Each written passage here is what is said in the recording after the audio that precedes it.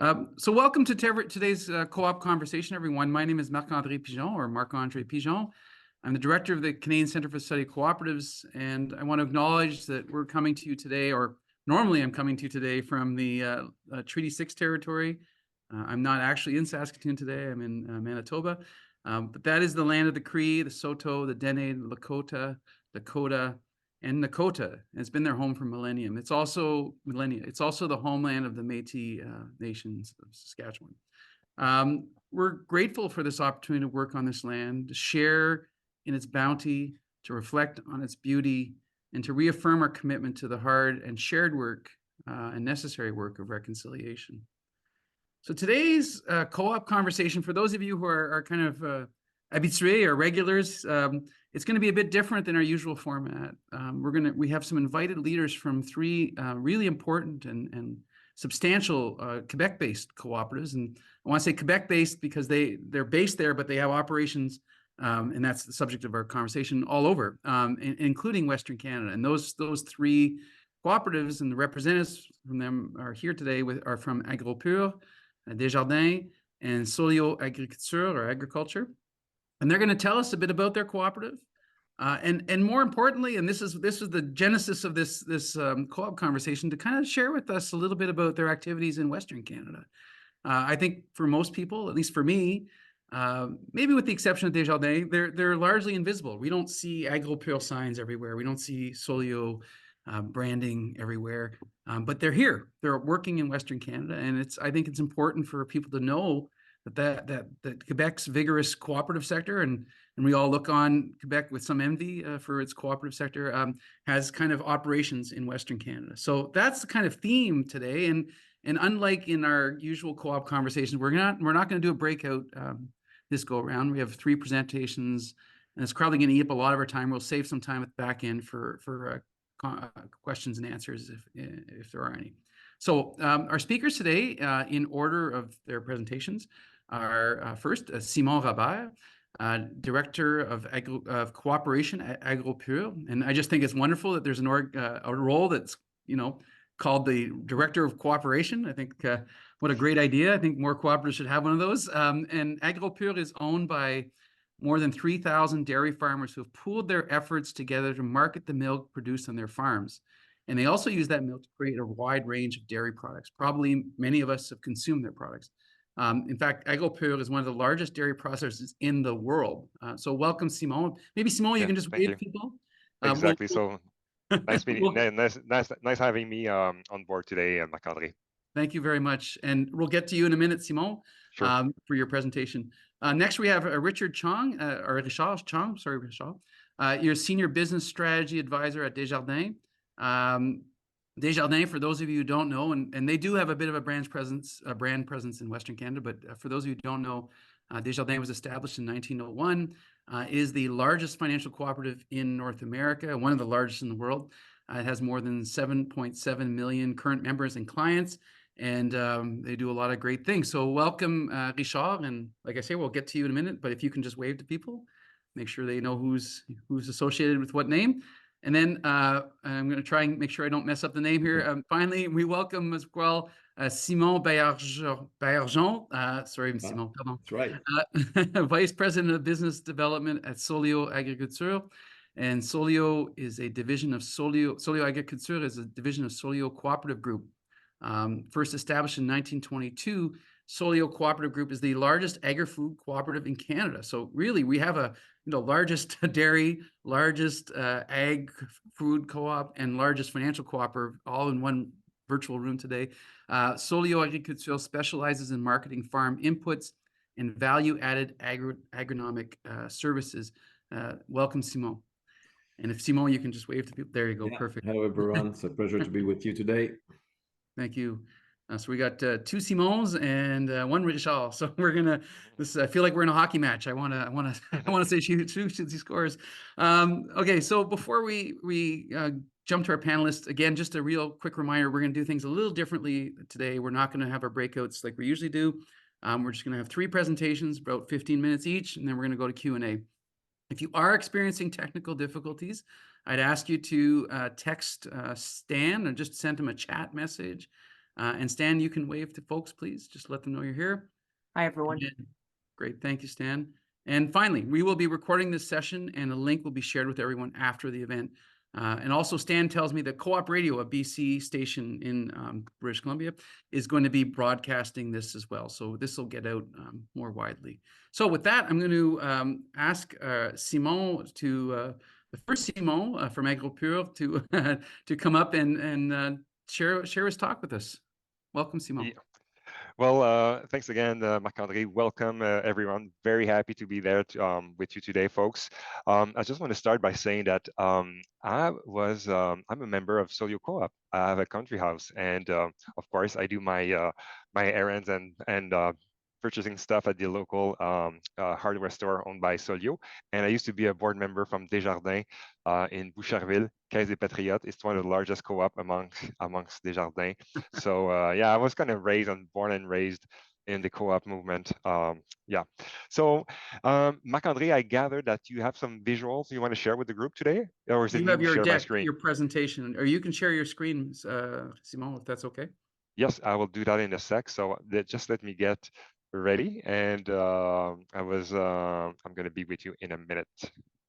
In less than a minute. It's going to be a second. All right, so I'm gonna click and share the screen.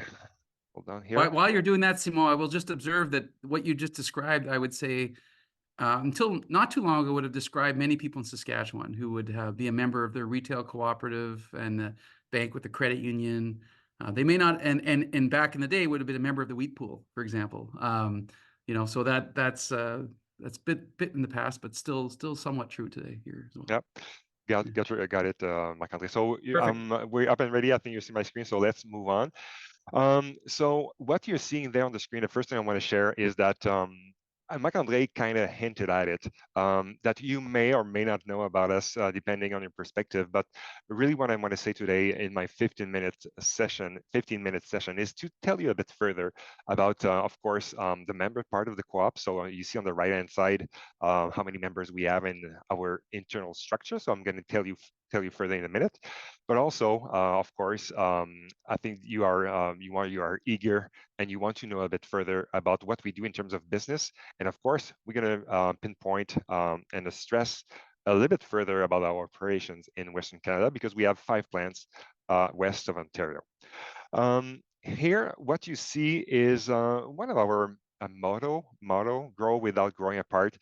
That resonates a lot with us, because part of my role and many people within the cooperative is at the junction. In the middle of the screen, you see the touch point, or the junction between, on the right-hand side, the members, the association of people, and on the left-hand side, the business part of Agropur. And we have so many things we do with our members. We have this internal structured governance, services, communication levers, and so forth, that allow the cooperative for 86 years now to grow without growing apart. That sentence, I think, really encapsulates something that is very, very important to us, to live and strive and live the cooperative principles, you know, internally, in so many different ways, because I think this is one of our strengths. So, and again, in the next 10 minutes or so, I'm going to touch and brush the surface of some of those elements.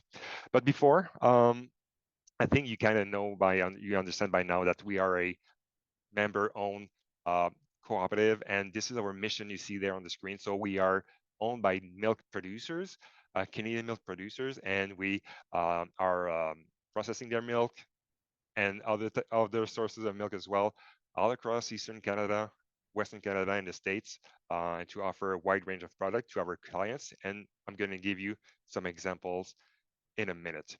But before, I thought that you would be interested to know a little bit further about our members. So what you see there is a snapshot of our members as of last year. So you see our members are Eastern Canada based, and the bulk of our members are in Quebec. Quebec is where has a very strong milk industry, of course. And over the years, there was a number of transactions and merger that allowed the cooperative to grow eastward in the Atlantic provinces.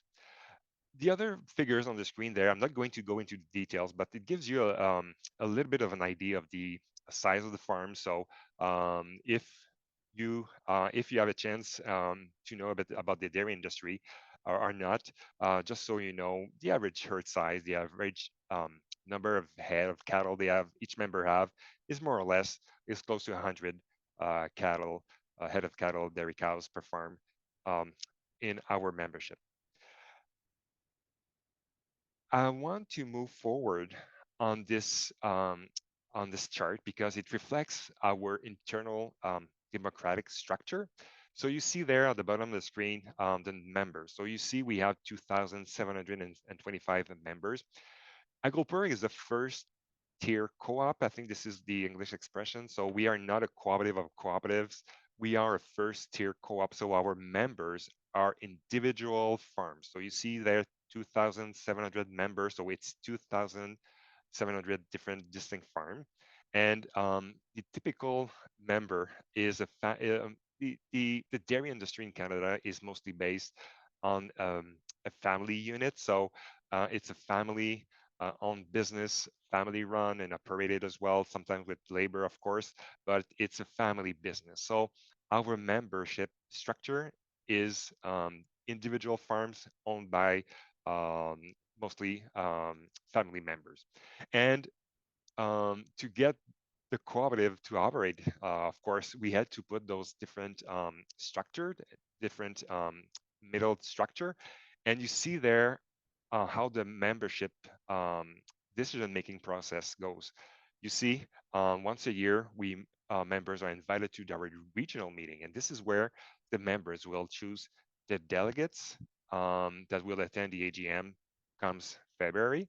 And this is the delegates who will choose, vote for the delegates, and the delegates, the delegates will choose, vote for the directors, of course, and they will also vote on any type of changes or amendments that may be brought to their attention in our bylaws, for instance, or articles. So in a snapshot, this is really our internal structure within the cooperative. If now we move on the next topic on my agenda, I want to tell you a bit further on our operation. So I just said a bit earlier that we have 5 plants in the West, but before I want to tell you a bit further about how we position ourselves in terms of dairy processors. So Marc-André said it earlier, so we are one of the largest milk processor in Canada and in the world. And some of you, and this is something maybe unknown to most of the people here and to the general public, but we are mostly a B2B business. So B2B meaning business to business. This is a type of business structure whereby we are producing product in large quantities, in bulk format, which are sold to a further processor. For instance, we are selling like cheese that will be grated and put on pizza in your local favorite pizza chain. We are selling built barrels of butter for industrial purposes, for making bread or croissant or pastries, and so on and so forth. So most of our product you already consume probably since you're in Canada without knowing that they are produced or made by a cooperative. For instance, when you go to a local pizza store, it doesn't say, well, pizza, whatever name, by Agropur. It doesn't tell that, right? Because those products are further processed by those by those clients. And the screen also is also saying something very important. But we also have this, about a quarter of our sales are what we call business to consumer. So those are products that we are selling under our own brands. And I'm gonna tell you a bit further about those brands in a minute. So you see there on the screen, this is a map of our 30 different plants in United States and Canada. So all the color codes, they are reflecting the division to which they belong. But I think what's the most important thing here is that we operate all across the country in different, in pretty much almost every range of dairy product. And we also have a very important footprint in the United States. In the most of our plants in the States are in the upper Midwest region. You see there, southern Ontario, in the Wisconsin, Minnesota, Wisconsin, South Dakota, for instance. And Agropur is one of the largest cheese and ingredient supplier over there in the States. But for now, let's focus a little bit further on our Canadian operation. So you see there, Western Ontario, we have 5 plants, and I'm going to review those plants along with you in a minute. So we have Lethbridge in Alberta. We have 2 plants in Edmonton, Alberta, 1 in Burnaby, and 1 in Victoria, British Columbia. So in terms of cheese ingredients, Agropur is a leading manufacturer of cheese, butter, and dairy ingredients in Canada. And we produce so many different types of cheese. You have a list there on the screen, and we provide our clients with a wide range of formats: sliced, grated, blocks, sticks, etc., etc. We have 1 plant, the Lethbridge plant in Alberta is the only cheese plant west of Ontario owned by Agropur, and this is a very important plant for us because this plant is specialized into what we call specialty cheese. So this plant is has this unique capacity to have different batch of cheeses flavored, for instance, with jalapeno or smoked, for instance. So they have a wide varieties of different spice we can put in cheese and for the Canadian market. And this is also there that we are producing our very own brand of cheese called Allegro, which is a low-fat and lactose-free range of cheese. Let's move on with what we call the fresh product category. So fresh product is kind of internal term where we utilize to reflect that includes both fluid milk, for instance, the milk that we're drinking out of, right? And also what we call cultured product, for instance, sour cream or cottage cheese. So all this is called fresh product. So Agropur is a leader in the fluid industry in Canada. And you see there on the right, some of the different logo or brands that you may encounter in Canada. And some of those brands, of course, are very popular in Western Canada, for instance, Island Farm or Sobeys. And we also have Naturel, which is not there, but it's right there on the left, Naturel, which is also a national brand by Agropur. So we have 11 plants all across the country, and we have, and by the way, this line of product also include ice cream because we are also a leading manufacturer of ice cream in Canada. So all those operations we don't have any such operation in the States. This is a Canadian-only market, and we have 3 plants in Western Canada, so 1 in Victoria, and the Victoria plant is a very diversified and very agile plant because they produce a wide range of product, both fluid milk, cream, cottage cheese, and sour cream, and they service and provide product for under the brand Island Farms on Vancouver Island mostly. So I'm sure I think some people from the line are coming from British Columbia, from Vancouver Island, I'm sure. We also have the Burnaby plant, of course, close to Vancouver. This plant is producing fluid milk and cream for the entire province. And this is where we also process a very key market type of product for a very specific market, which is the organic milk line, which is made out of the Burnaby plant in British Columbia. And we also have the cheese plant, the fluid milk plant as well in Edmonton, where we provide fluid milk in Alberta and Manitoba. Marc-André, how am I doing on time? I didn't really keep track on time, I'm sorry. I think you're about 12 minutes in, roughly. Okay, so let's move on with our latest last range of product that we are processing, which is a fine cheese. We have one plant in Quebec, and we produce a wide range of what we call the fine cheeses. Fine cheeses essentially is a cheese that you are serving or offering to guests, as is, in little chunks or pieces or square or triangles. So those cheese are mostly consumed as is and not necessarily further processed. So you see different product, Monsieur Gustave Oka, which is certainly a brand of cheese that you probably knew from before. I kind of hinted at it, but we also have, we have this, we are a leading manufacturer of ice cream, and we have one plant in Edmonton, Alberta. I've never had a chance to visit the plant, but I was told that this plant is producing quite a fantastic range of product, ice cream on sticks and tubs and sandwiches, cones, etc., or tubs as well under the Natural brand. So that was for kind of a hint of our operation side of things. I wanted to finish up with one element of what we call the member services. You remember in my opening remarks, I said that we have a structured governance, and we have a wide range of services and communication and things we are doing with members in order to grow without growing apart.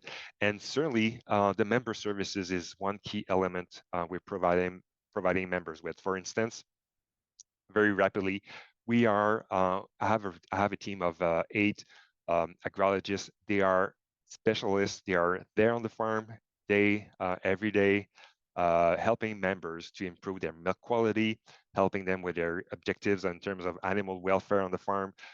Just recently, we have started to also provide support members who wants to improve their carbon footprint and also improve their environmental impact. So more and more, we are working with members, because not only they have to provide good quality meat to our plants, they also have to provide a milk that is with a low carbon footprint and that has a low environmental footprint as well. Also, one thing I want to say is that we also have a very wide and diversified calendar of meetings. And I kind of skip a slide here, but I want to say that all through over the year, we have many different points of contacts with our members. So either we travel to the members' location, either the members travel to us for the annual general meeting, for instance.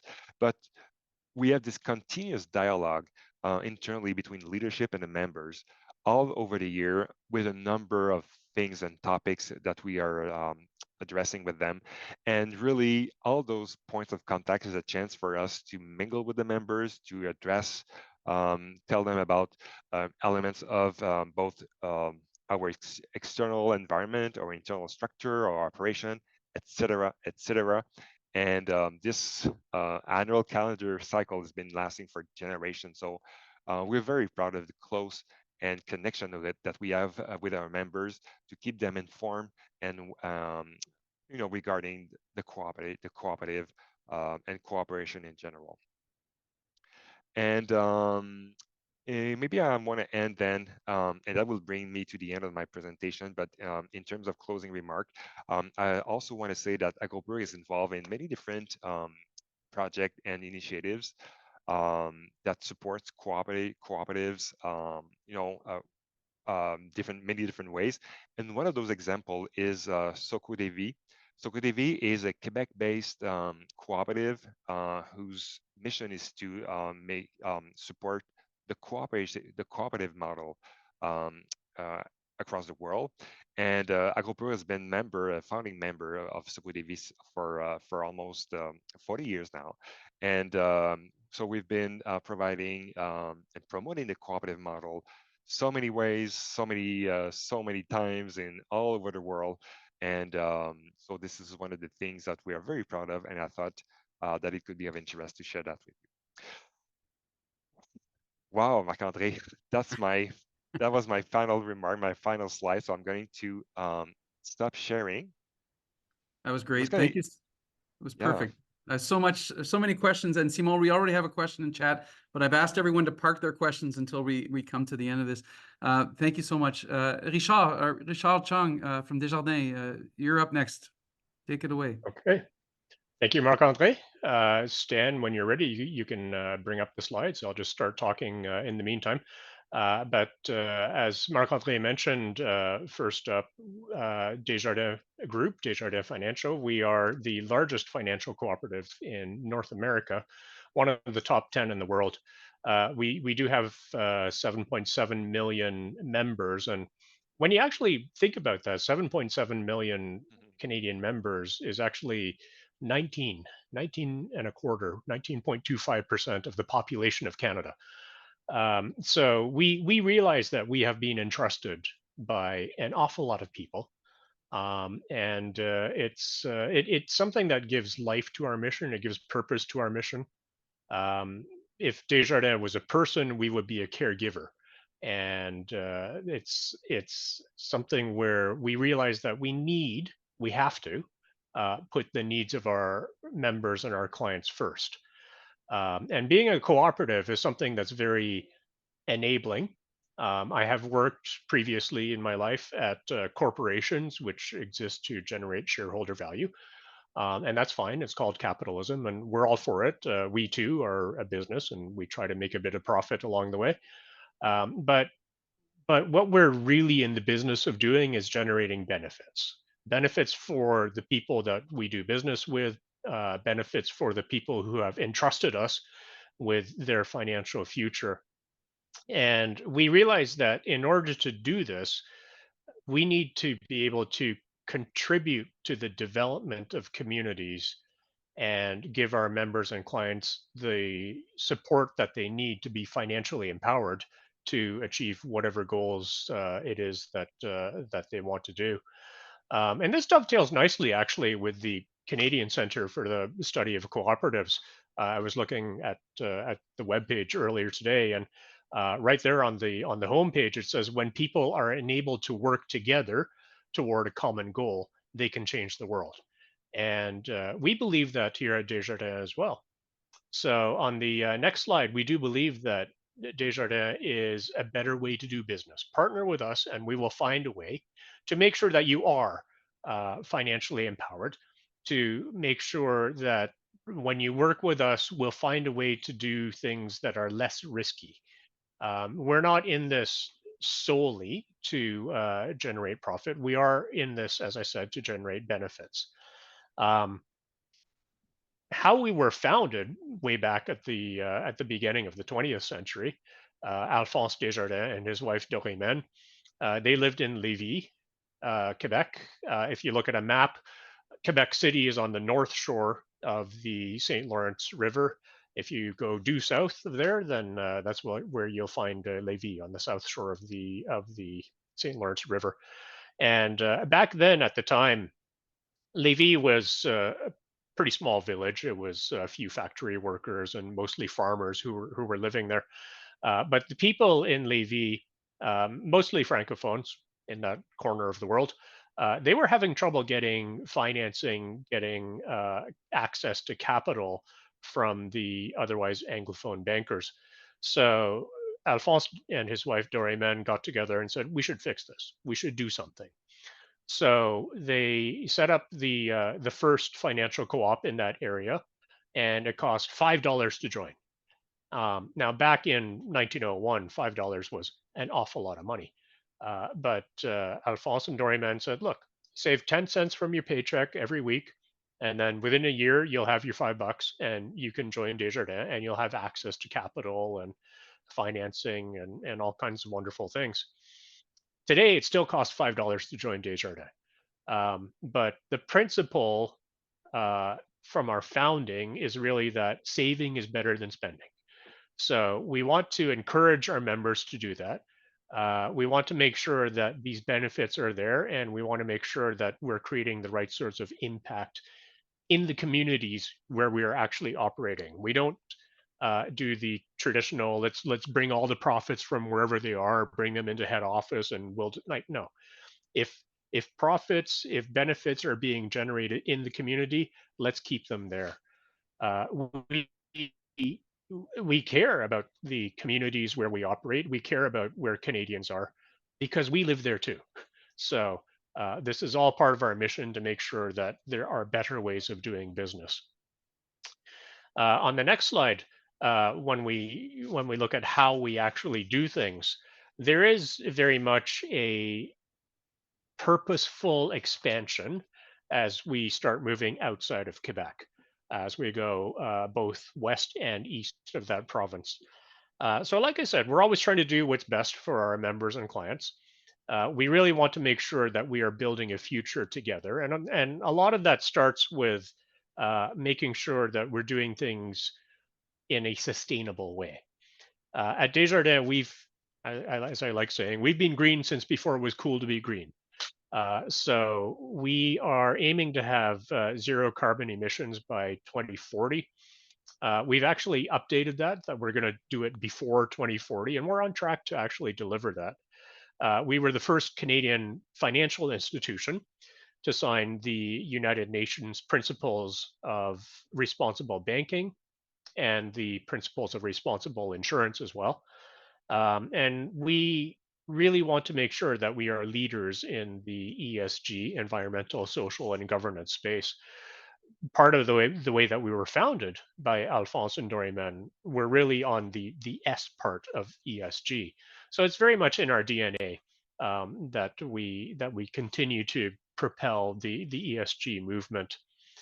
Desjardins, like I said, we are the largest financial co-op in North America. We have now at the end of 2023, almost $423 billion in assets. To put that in perspective, National Bank, which is like the sixth largest bank in Canada, they've got about 424 billion. So we're pretty close. And we do that because a lot of millions, 7.7 million Canadians have entrusted us with their finances. We make sure that there are benefits. We're committed to developing communities. We're committed to making sure that we give back. In 2023 rather, we redistributed $500 million of excess profits back to our members, and we're very proud of that. We want to make sure that that's something that continues through the ages. On the next slide, we'll see that we really do take this giving back to the community quite seriously. Youth is a pillar here at Desjardins. We strongly believe that youth represents the future success of this country. And so we donate about $1.6 million a week to youth initiatives throughout the country. In terms of how do we help our members and our clients, we basically do everything that you would need a financial company to do. If you need a checking account and a credit card, we got you covered. If you need an $800 million currency hedged interest rate swap, we can do that too. If you need something in between, we can talk about that as well. So if you need insurance for yourself, home and auto, if you need insurance for your business, for your factory, your place of work, we can absolutely do that. If you need access to financing, from straight out loans to green bonds to restructured debt to derivatives, well, we can absolutely do that. If you're a business with employees, even if it's just you, one employee, well, we can help there too. We can make sure your payroll is processed, your taxes get paid at source. We can offer group benefits, health and dental for you and 2 employees, or you and 20,000 employees. So we have a full range, a full suite of products and services that we think that we can make a difference out there in the business world.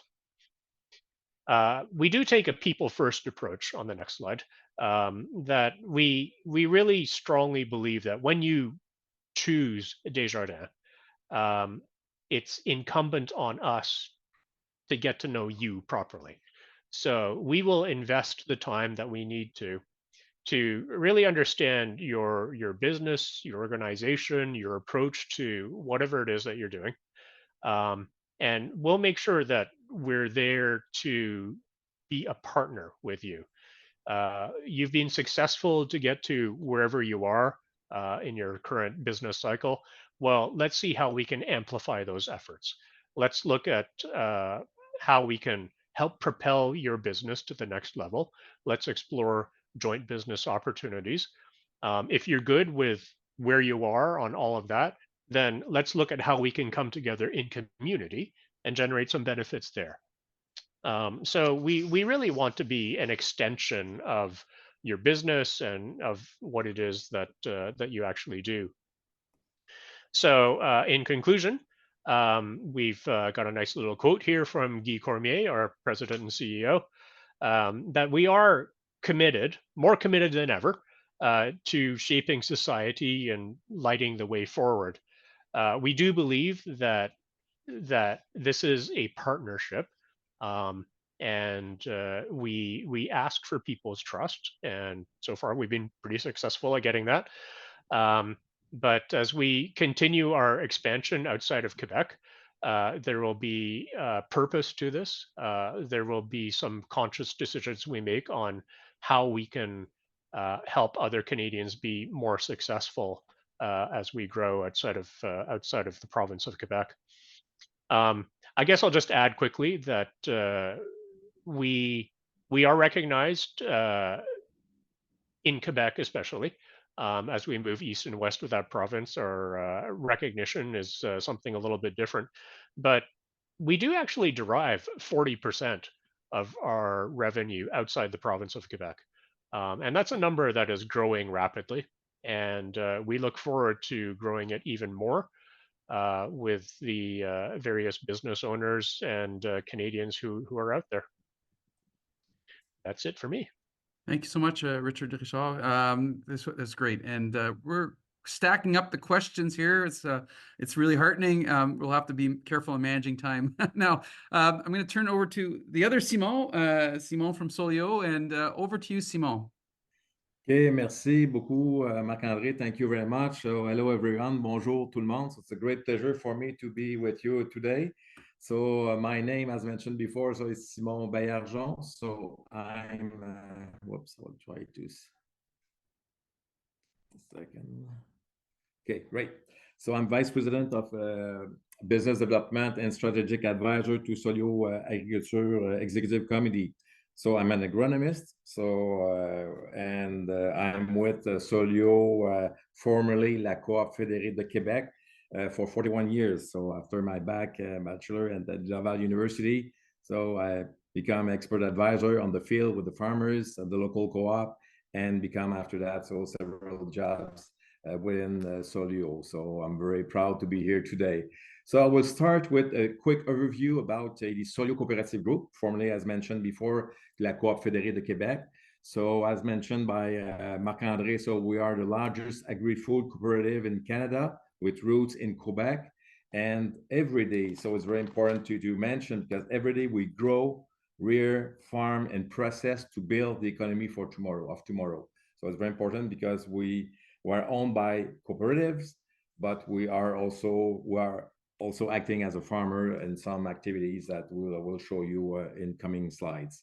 So our mission is very simple. So we are rooted in rural communities, and we are using our collective strength to feed the population all around the world with a product that we are selling all around the world, ensure prosperity locally and globally in Canada. So prosperity for farming families, and create sustainable future for everyone. So it's very important, because with the pressure in agriculture that we have today with the environmental issue, so we have to develop new products, alternative products to protect our neighbors, and also protect the water and protect the land.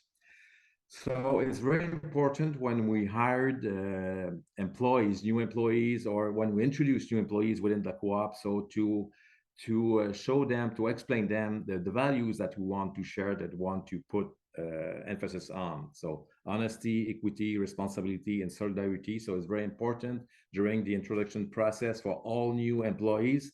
So I will show you, so we have 16,000 employees all across Canada. So it's very important to know that they have to share or to adapt the values that we want to put in place as a cooperative group. So Sollio Cooperative Group, so it's a century-old cooperatives with roots in Quebec, so it's like Desjardins and Agropur. So the total sales for the group, so with the 3 divisions, so it represents $8.3 billion in terms of sales, 16,000 direct employees all across Canada, 91 cooperatives and sections. So differently than as mentioned by Simon Robert from Agropur. So Sollio Cooperative Group is a federation of cooperatives. So we are owned by co-ops and by section.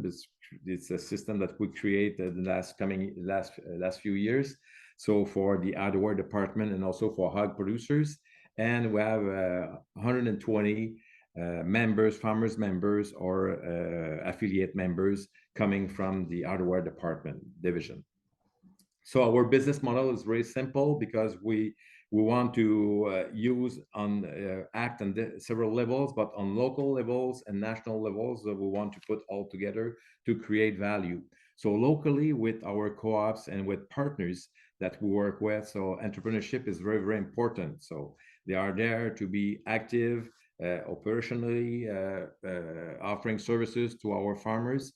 The proximity is very important. So we're still very, very close of the farmers members and the farmers that we work with, because they are not obliged, farmers are not obliged to be a member of Sollio Group or Sollio Agriculture to work with us. But we have to be very, keep the proximity with them. So be involved in community. So like mentioned by Desjardins colleagues and by Agropur colleagues too, and keep the agility to work or react very quickly locally, because something happened due to temperature, due to a problem with logistics in terms of supply.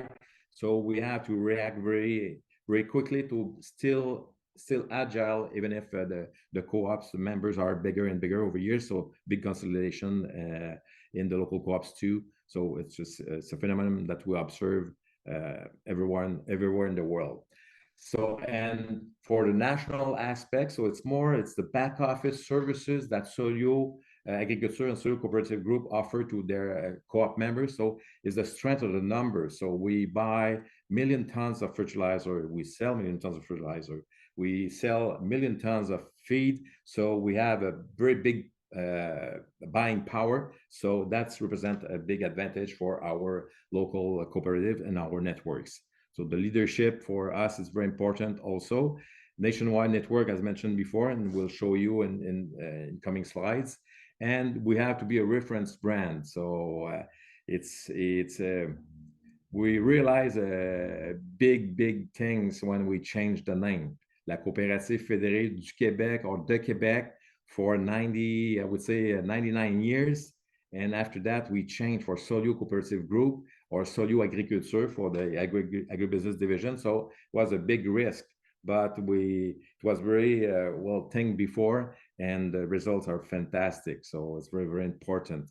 We are responsible on our side for innovation in terms of developing new products, new alternative products, and also on the feed side, so very more efficient feed additives or feed ration to have better result for poultry, swine, and dairy producers that we work with, and create value for our cooperative and our partners.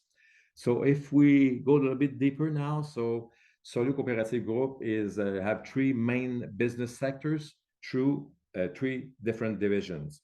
So if we take the retail division, so it's under the retail sector, sorry, it's under the division of BMR. So it's a network of hardware and renovation center dedicated to the local communities.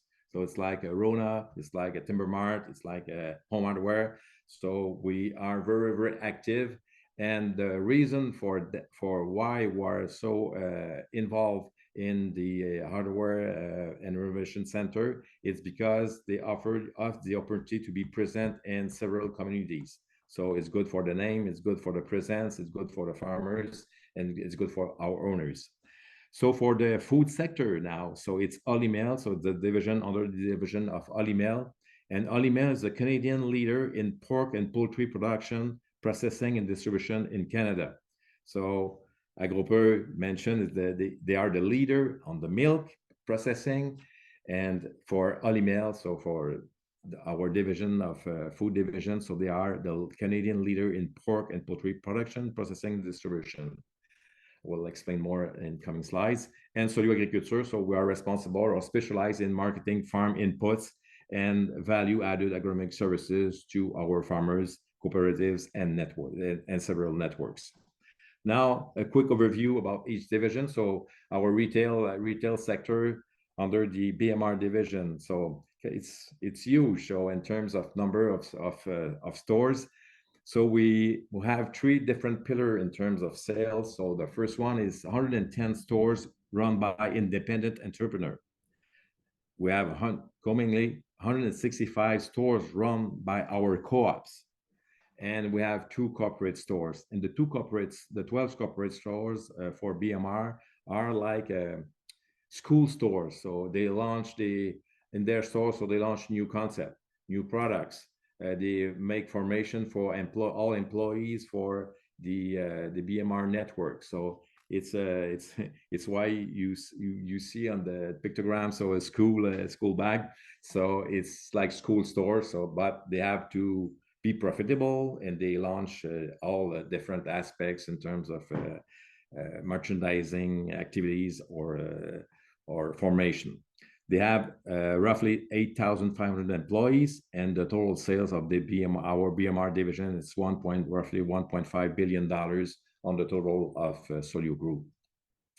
And as mentioned before, so they are very, very involved in Quebec, or they're present mainly in Quebec, 250 municipalities where BMR are present in Quebec. We have stores in Eastern Ontario and Southwest Ontario, in Windsor area, and we have BMR stores in Maritimes too. And for Quebec activities, so we want to promote the procurement to purchase stock to sell in our BMRs coming from Quebec suppliers. So that's for the retail division. So now the food division, so Olimel and Sollio Ag, they are very, very close because we work in synergy together. So Olimel is a major player, a Canadian major player in terms of pork and poultry production. So they operate 23 plants, distribution center, and offices all across Canada.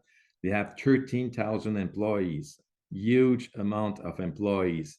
For example, in Red Deer, Alberta, so our processing plant there, so they have, I would say, 35 or 40 different nationalities employees. So it's very, very challenging also to have clear politics, languages, and those things. So to be sure that they create a big team spirit there. So it's a good example. And the sales, the importance in the portfolio of Sollio Cooperative Group, so Olimel represent $4.7 billion in sales. And as mentioned before, over the fact that they are the #1 processor in terms of pork and poultry meats, they are also the #1 pork producers in Canada. So in terms of animal, so we have barn, we raise hogs for be able to supply our processing plant. So pork industry is very, very important in Canada. So, and 40% of the pork production all across Canada, from coast to coast, 40% of the pork meat is export. So it's why we are very, very relevant of outside markets. And for Olimel, it's more than that, because roughly 63% of the pork sales of Olimel are exported. So it's why policies are important, relationship between countries are important, because if we have something happen between Canada and China, or between Canada and Russia, and between Canada and other countries, so that could create barrier to be able to export our products, and also create big impacts on our farmers and all communities all across Canada. So you can see here the spread of all activities of Olimel. And I want to mention here, very interesting, because Olimel, for us, they were the first to introduce activities in Western Canada when they bought the Red Deer, Alberta plant in 2001. So our presence, Co-op Federation or Sollio Cooperative Group, our presence in Western Canada go back on 2001 when we bought that processing plant. The reason why at that time is because Olimel, with activities that they have in Quebec at that time, so they were a big exporter in Japan. So high quality meat in Japan.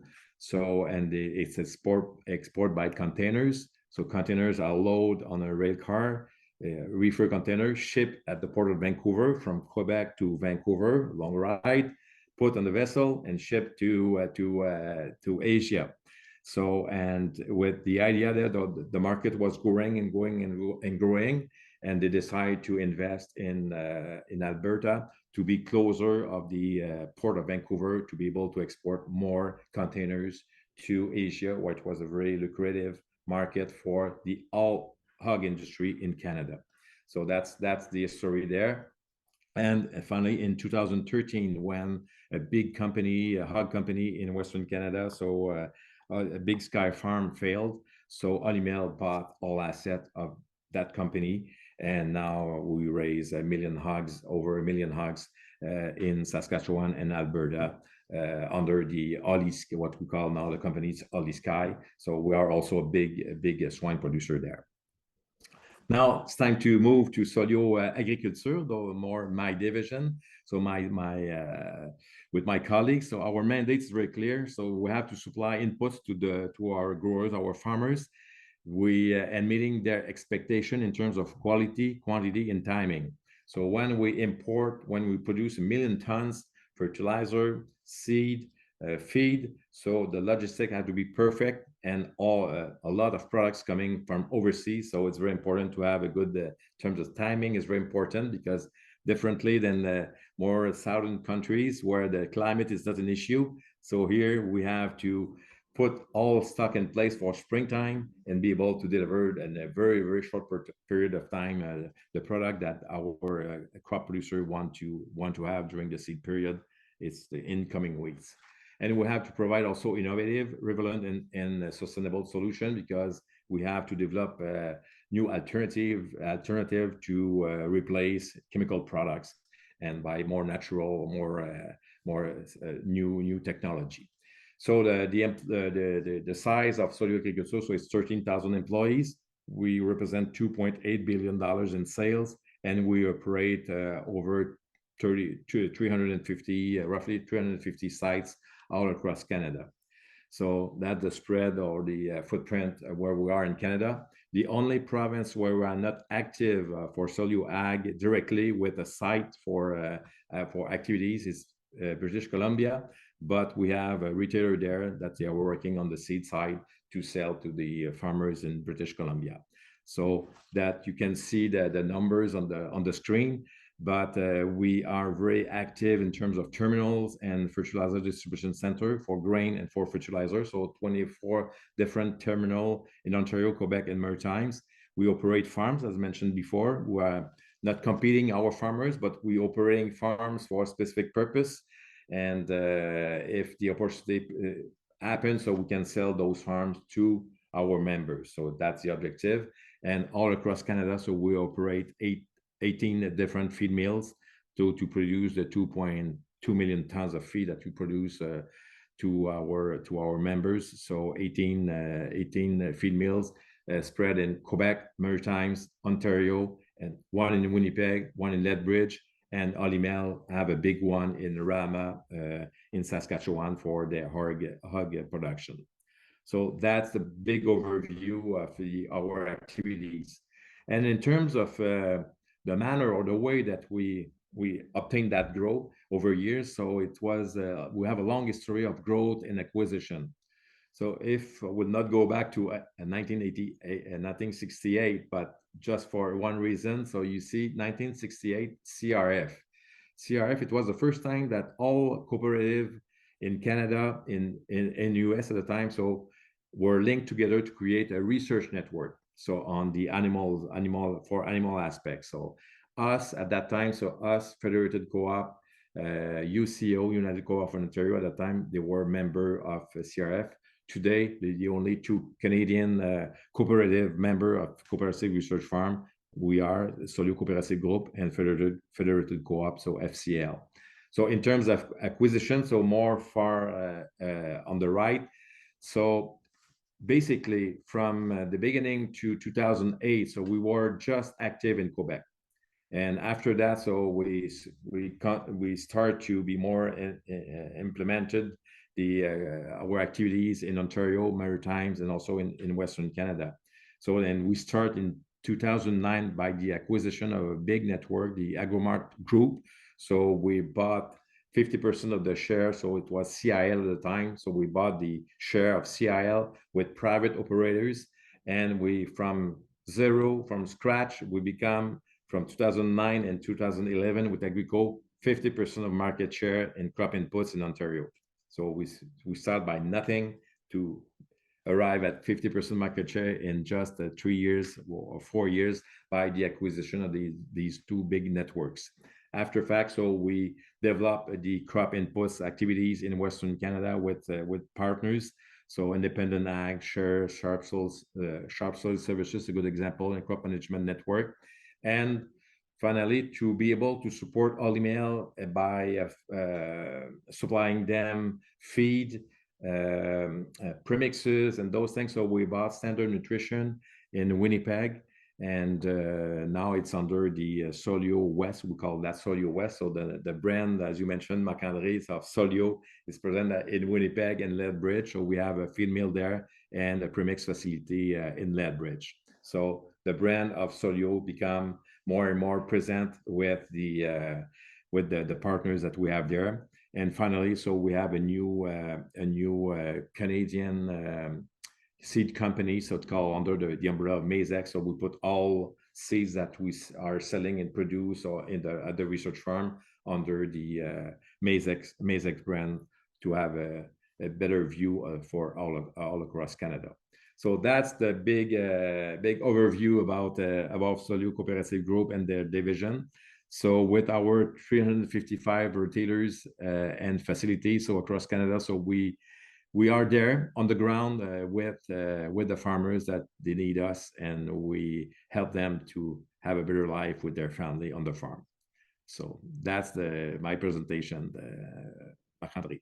Thank you so much, Simon. And you're right. You know, now that I think about it, I have seen Sollio signs near Winnipeg.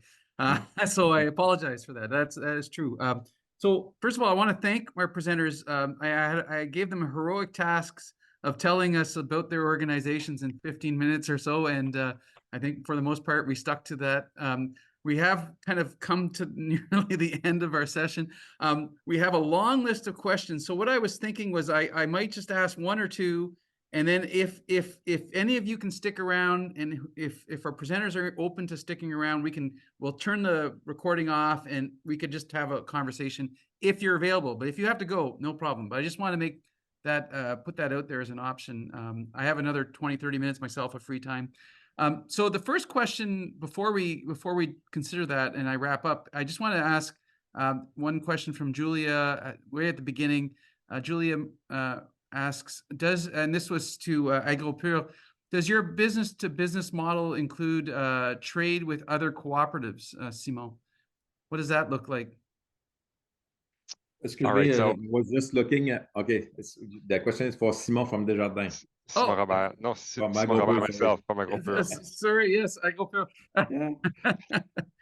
The short answer to this question is, the answer is no. We do some trade with other cooperatives in either our B2B sector and also through retailers or food co-ops for our own national brands.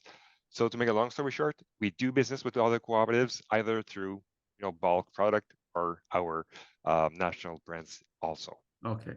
Thank you, Simon. We have a lot of questions. I'm going to sneak one into each of you, and then we're going to stop, and then we'll see what we can do afterwards. Michael Gertler asks, this is to, I believe, Desjardins, was it not, Michael? It was about the rationale and processes. Oh, maybe this was to Simon Robert as well. Can you discuss the rationale and process for appointing Guy's directors? I thought that might have been Desjardins. I feel like that might be Desjardins. I think that speaks to Guy Cormier. Guy Cormier, yeah, exactly. Yeah. Go ahead, Richard. So the process for appointing the directors? Yeah, there's a couple of appointed directors, I believe, on Desjardins' board now that are not elected. like in the conventional sense. Is that not the case? Yeah. And can you speak to So that rationale? that's a new process. It's something that was just introduced a year ago or a year and a half ago, I think. I'll have to admit I'm not sure exactly what the answer is to that, but I'd be happy to look into it and get back to you with some details. Okay, thank you for that. And then I'm going to ask one for the other Simon Baillargeon. This is from Vern. I don't know if Vern, I think it's okay to say you're with FCL. So this is kind of a question to a fellow co-op person. Simon, Vern is asking, how has climate change affected, Vern had a number of climate change questions because I know that's something close to his heart. How has that shaped the way your financial outlook for your business? Can you speak to that? It's a great concern for us, for the farmers, and for the co-ops also, because in terms of the positive aspect is the fact that we can produce now soybean more far east than it was possible previously. So that can change the kind of culture that we produce. For maybe in Western Canada, should be more concerned with the canola process. Canola, for example, should be more affected by the temperature than other activities. But so it's the positive aspect. But the concern is the fact that we have a big gap. So too much water, a lack of water, damaging crops. Last year we have a very terrible year in terms of weather in Quebec. So all the small cereals, so no yield, no quality. So that create big impact to the farmers. So that's the kind of negative impact that the climate change aspect that could impact our activities. And the other point, so more damage in terms of crop, more damage for the building. So the insurance costs going up. So for farmers, so the margin's still very tight, and the costs continue to grow on different ways by impacting by the cost of insurance, by impacting the quality of the crop and those things. So we have to take care of that aspect and the impact to our farmer base. Yeah. There's so much to unpack here. I really wish I'd set aside 3 hours for this conversation because I can't help next time. I can't help but think, Simon Baillargeon, we talk a lot about inflation now, and a lot of that's coming from food prices. And I don't think people have connected climate to food to inflation, and I think that's starting to, what you just described is a great example. It's a good question, and a good question for my colleague Simon Baillargeon, because the farmers the margins are very tight, and and it's become tough to the processor like Agropur to transfer the cost of the product, process the product, and after that put in the store. So it's tough to push all of the cost at the end user. It's us as a customer. So and that will be a challenge for the future. Yeah, for sure. Yeah. So look, I want to be very grateful and respectful of everyone's time. Thank you so much, Simon Rabert, Richard Chong, and Simon Baillargeon.